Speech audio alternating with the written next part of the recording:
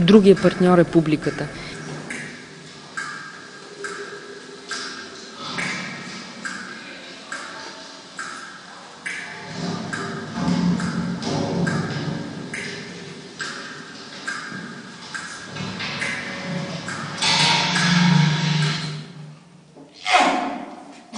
А това, което за секунда ми мина през акъла, е, че хората слушат внимателно, че има концентрация, което е добре при всички положения.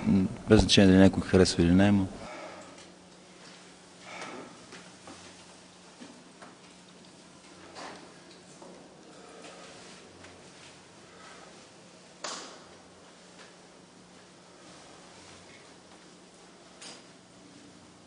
Беше много внимателна и ни прие, в смисъл позволи ми да бъда такава, каквато бих искала да бъда.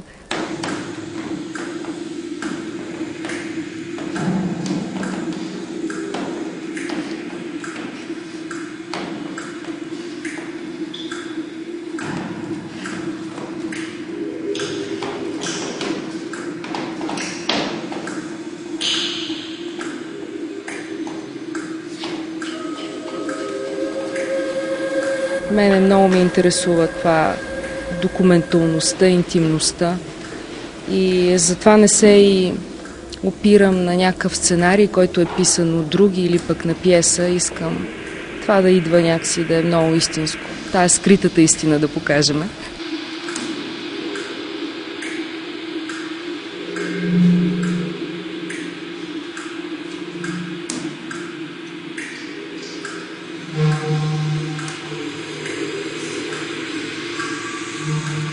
Ами това е един много мъжки клуб, нали? И мисля, че нашата женска представа беше много добре приета. Не, аз го усетих и полюлея светна.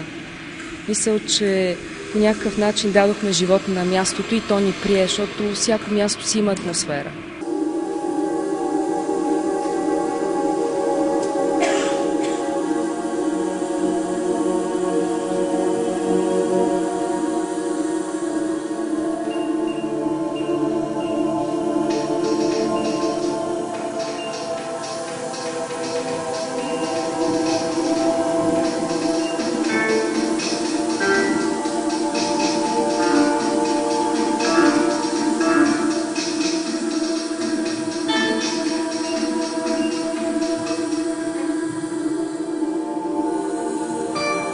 Всеки човек има в себе си две половини, така или иначе.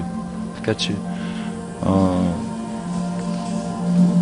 беше дори, мога да се каже, че полезно за мен като мъж да се подчинявам по някакъв начин и да влеза и да повярвам, да се доверя на женска интуиция.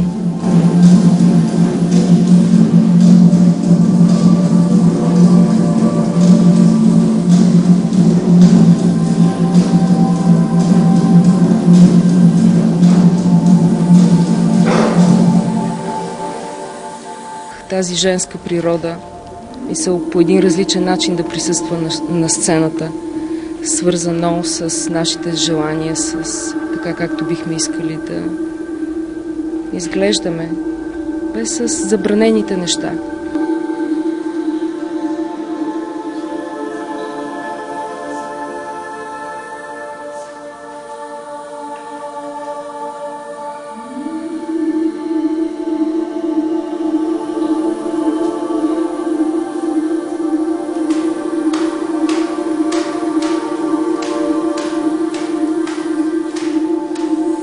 Аз не искам някакси да го дефинирам, че това е физически театър или...